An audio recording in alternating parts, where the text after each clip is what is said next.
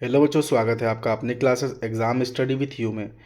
हम लोगों ने कुछ दिन पहले जो है वो भूगोल के चैप्टर 7 पढ़ लिए थे हम लोगों ने। ठीक है, राजनीति विज्ञान की कक्षा 12वीं के चैप्टर हमने चैप्टर 7 के आसपास पढ़ लिए थे हम लोगों ने। अर्थशास्त्र हम लोगों की पढ़ना बची थी, हम लोग उसको स्टार्ट करने वाले हैं बहुत जल्दी। आज हम आप लोगों के लिए जो है वह राजनीति विज्ञान का चैप्टर 6 लेके आए हैं, क्योंकि लगभग हम लोगों ने चैप्टर जो है 5 तक पढ़ लिया था। हम 6 और 7 चैप्टर मतलब आपकी जो अभी एग्ज़ाम आने वाली है, ठीक है, उसके हम लोग प्रिपरेशन कर रहे हैं। थोड़ा सा आप लोग मुझसे जुड़े रहिएगा और लास्ट तक बने रहिए, क्योंकि मेरा एक ही टारगेट रहता है कि आपके एग्ज़ाम में आने वाले जितने भी क्वेश्चन हैं वो सारे हम लोग अच्छे से पढ़ लें, अच्छे से हम लोग को क्लियर कर लें। ठीक है, तो आज का हमारा चैप्टर होने वाला है वो होने वाला है हम लोगों का अंतर्राष्ट्रीय संगठन। अब थोड़ा समझिएगा अंतर्राष्ट्रीय संगठन होते क्या हैं। अंतर्राष्ट्रीय संगठन मतलब वे संगठन होते हैं जो हमारे देश के साथ, ठीक, या हमारे देश के और दूसरे जो अन्य देश होते हैं उनके साथ जो संबंध होते हैं, या अन्य देशों के या दो से अधिक देशों के बीच संबंध होना, उसको हम लोग क्या बोलते हैं, अंतर्राष्ट्रीय संगठन बोलते हैं। ठीक है, अब संगठन क्या होता है सुनो। संगठन मतलब क्या होता है कि देश के विभिन्न देश जो है ना वो किसी न किसी संघ में शामिल होते हैं। ठीक है, या हम बोल सकते हैं दो या दो से अधिक देश किसी संगठन में शामिल होते हैं, तो उसको हम लोग अंतर्राष्ट्रीय संगठन बोलते हैं। अंतर्राष्ट्रीय इसलिए होता है क्योंकि वो देशों का संबंध होता है। ठीक है, उसमें काफ़ी सारे देश जो है वो सम्मिलित होते हैं उस ग्रुप में, इसलिए उसको हम क्या बोलते हैं, अंतर्राष्ट्रीय संगठन। ठीक है, आज का हमारा जो पहला क्वेश्चन होने वाला है, देखिए अदर एक्टिविटी वगैरह है जो आप लोग पढ़ सकते हैं। ठीक है, ये जो हम लोग का टेलीग्राम ग्रुप है या फिर व्हाट्सअप ग्रुप है, ठीक है, जिसकी लिंक आपको डिस्क्रिप्शन बॉक्स में दी गई है। आप जाकर उसमें ज्वाइन हो जाइएगा ताकि आपको जो है वो काफ़ी अच्छे से सारे नोट्स वगैरह मिल जाए। एनसीईआरटी नोट्स है, हम लोग एनसीईआरटी पढ़ रहे हैं। ठीक है, तो देखिएगा आज का हमारा जो पहला क्वेश्चन होने वाला है, ठीक है, वो होने वाला हम लोग का क्वेश्चन नंबर 8 जो हम लोग का आज का पहला क्वेश्चन होने वाला है। ठीक है, देख क्वेश्चन नंबर 8 के ऊपर जो चीज़ें हैं वो सारी एक्टिविटीज़ हैं। ठीक है, उसमें खालिस्तान से ही जोड़ी है। ठीक है, बहुविकल्प है। आप लोग काफ़ी सारे क्वेश्चन जो है पढ़ सकते हैं, एनसीईआरटी बेस्ड क्वेश्चन आते हैं बोर्ड एग्जाम में। ठीक है, ये आपके भी एग्जाम में भी आ सकते हैं। तो देखिए हमारा पहला क्वेश्चन होने वाला है, मतलब क्वेश्चन नंबर 8 होने वाला है कि सुरक्षा परिषद के कार्य लिखिए। अब सुरक्षा परिषद के कार्य क्या, देखो सुरक्षा परिषद वो होता है जिसके अंदर क्या है कि जो देश की या विश्व में जो शांति की स्थापना करता है, सीधी सी बात हम बोल सकते हैं। सुरक्षा परिषद का पहला मुख्य कार्य है कि विश्व शांति को बनाए रखना, मतलब विश्व में लड़ाई झगड़े होना ही नहीं चाहिए।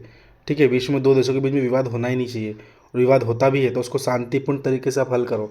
आपको लड़ाई झगड़ा करके आप किसी समस्या को हल नहीं कर सकते हो। ठीक है, तो देखिए क्या बोल रहा है कि मुख्य कार्य दुनिया में शांति और सुरक्षा बनाए रखना, हमने पहले ही पढ़ लिया। और अन्य कार्य इस प्रकार है, पहला क्या बोल रहा है, सुरक्षा परिषद राष्ट्रों के बीच विवादों को समायोजित करने के तरीके की सिफारिश करती है, मतलब आप बिना लड़े उस चीज़ पर बात करो, उस मैटर पर।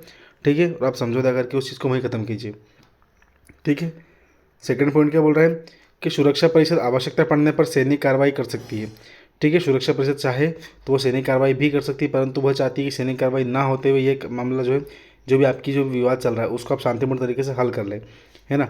फिर तीसरा क्या बोल रहा है कि सुरक्षा परिषद अंतर्राष्ट्रीय न्यायालय के न्यायाधीशों का चुनाव करती है, मतलब अंतर्राष्ट्रीय न्यायालय में न्यायाधीश कैसे होने चाहिए, किस प्रकार वो कार्य करने चाहिए।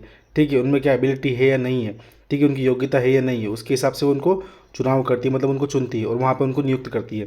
कौन, सुरक्षा परिषद। ठीक है, ध्यान दीजिएगा अंतर्राष्ट्रीय न्यायालय के जो न्यायाधीश है उनकी नियुक्ति कौन करता है, उनको चुनाव कौन करता है, तो उनका चुनाव जो है वो सुरक्षा परिषद करती है। कौन करता है, सुरक्षा परिषद करती है। ठीक है, और महासचिव की सिफारिश करके महासचिव की नियुक्ति करता है। ठीक है, महासचिव की क्या बोल रहा है, सिफारिश करके महासचिव की नियुक्ति भी सुरक्षा परिषद द्वारा ही की जाती है।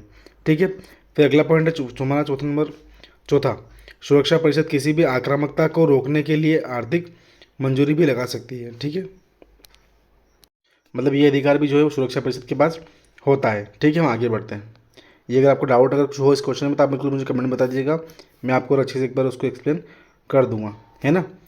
अगला क्वेश्चन है क्वेश्चन नंबर 9 बोल रहा है हम लोगों का, क्या बोल रहा है क्वेश्चन नंबर 9 कि भारत के नागरिकों के रूप में आप सुरक्षा परिषद की स्थायी सदस्यता के लिए भारत की उम्मीदवारी का समर्थन कैसे करेंगे। अब सुनिएगा, जो सुरक्षा परिषद है उसके 5 स्थायी सदस्य होते हैं जिनको वीटो की पावर हासिल होती है। क्या होती है, इनको वीटो की पावर हासिल होती है, मतलब उनके पास वीटो की पावर होती है।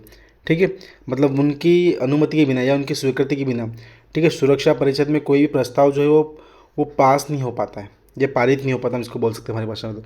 ठीक है, जैसे हम लोग देखते हैं कि लोकसभा और राज्यसभा होती है, तो वहाँ पर कोई भी अगर मान लो प्रस्ताव अगर पारित मतलब उसको लागू अगर रखा गया है, तो उसके ऊपर मान लो कि हमको 2/3 से अधिक बहुमत होना चाहिए, तब जाके वो जो प्रस्ताव है वो पास होता है, वरना पास नहीं होता है। वैसे सुरक्षा परिषद में क्या है कि कोई भी अगर मान लो प्रस्ताव रखा गया है, ठीक है। तो उस प्रस्ताव को पास करने के लिए इन पांचों लोगों की जो है वो सहमति होना आवश्यक है। अगर इन लोगों की सहमति नहीं होगी तो आपका प्रस्ताव पास जो वो नहीं होगा। ठीक है। अब इसका आंसर क्या बोल रहा है हम लोग का, भारत के नागरिकों के रूप में हम विभिन्न तरीकों से सुरक्षा परिषद की स्थायी सदस्यता के लिए भारत की उम्मीदवारी का समर्थन कर सकते हैं। और हमें लगता है कि भारत एक बढ़ती हुई अर्थव्यवस्था है। हम लोग, भारत जो है वो देश की एक बहुत बड़ी अर्थव्यवस्था है, मतलब विश्व की एक बहुत बड़ी अर्थव्यवस्था है। कहीं ना कहीं आज हम लोग सन 2024 में आकर देश की सबसे अधिक आबादी वाला देश बन गए, पूरे विश्व की सबसे अधिक आबादी वाला देश बन चुके हैं। ठीक है। और हमें लगता है कि भारत एक बहुत बड़ी अर्थव्यवस्था है, विश्व की 1/5 आबादी के साथ भारत दुनिया का सबसे अधिक आबादी वाला देश भी है। मतलब विश्व के 5 लोगों में से एक व्यक्ति जो है वो भारत का नागरिक है। ठीक है।